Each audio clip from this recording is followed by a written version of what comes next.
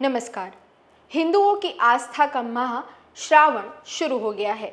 हिंदू धर्म में इस महीने को काफी पवित्र माना जाता है और इस माह में कावड़ यात्रा निकाली जाती है, जिसमें लोग गंगा नदी की ओर जाते हैं और वहां से गंगा जल लेकर हिंदू देवता शिव को चढ़ाते हैं। हालांकि पिछले कुछ सालों से कावड़ यात्रा अलग अलग वजहों से सुर्खियों में बनी हुई है। पिछले साल कई जगहों पर कावड़ यात्रा के दौरान विवाद हुए थे। इस साल भी कावड़ यात्रा को लेकर तरह तरह के दावे सोशल मीडिया पर सामने आ रहे हैं।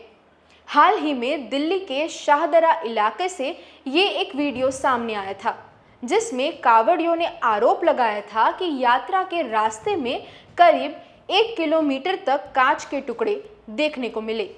भाजपा दिल्ली उपाध्यक्ष एवं कैबिनेट मंत्री कपिल मिश्रा ने इस मुद्दे पर ये पोस्ट किया और दिल्ली की मुख्यमंत्री को गुहार लगाई कि कुछ शरारती तत्वों ने कांवड़ यात्रा के मार्ग पर लगभग 1 किलोमीटर तक कांच के टुकड़े बिखेर दिए हैं। पीटीआई की इस खबर के मुताबिक बीजेपी दिल्ली अध्यक्ष वीरेंद्र सचदेवा ने इस घटना को सांप्रदायिक सौहार्द बिगाड़ने की एक पूर्व नियोजित साजिश बताया और इसे असामाजिक तत्वों का काम कहा। मिस्टर सिन्हा भी इस रेस में पीछे नहीं रहे। उन्होंने भी एक्स पर पोस्ट कर दिया कि एक स्थानीय हिंदू नेता ने कहा है कि ऐसा पिछले 2 दिनों से हो रहा है। सुदर्शन न्यूज़ दिल्ली ने भी अपने ड्रामेटिक अंदाज में ये खबर चलाई और कैप्शन में इसे जिहादियों की खौफनाक साजिश बताया।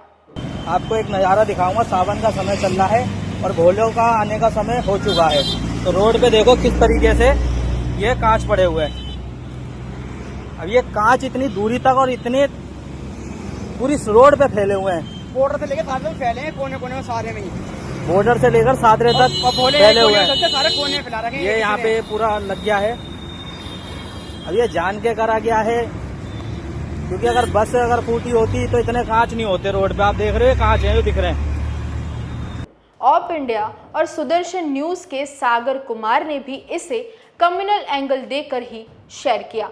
हालांकि जिस मामले को ये राइट विंग यूजर्स और आउटलेट्स एक खौफनाक साजिश बता रहे हैं, वो असल में एक एक्सीडेंट था। ये एक आकस्मिक घटना थी, न कि कोई साजिश।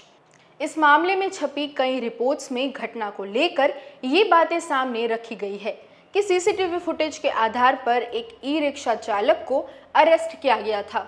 दरअसल ये रिक्शा चालक अपने ई रिक्शा में 19 शीशे के पैनल उत्तर प्रदेश के शालीमार गार्डन से उत्तर पूर्वी दिल्ली के सीलमपुर ले जा रहा था।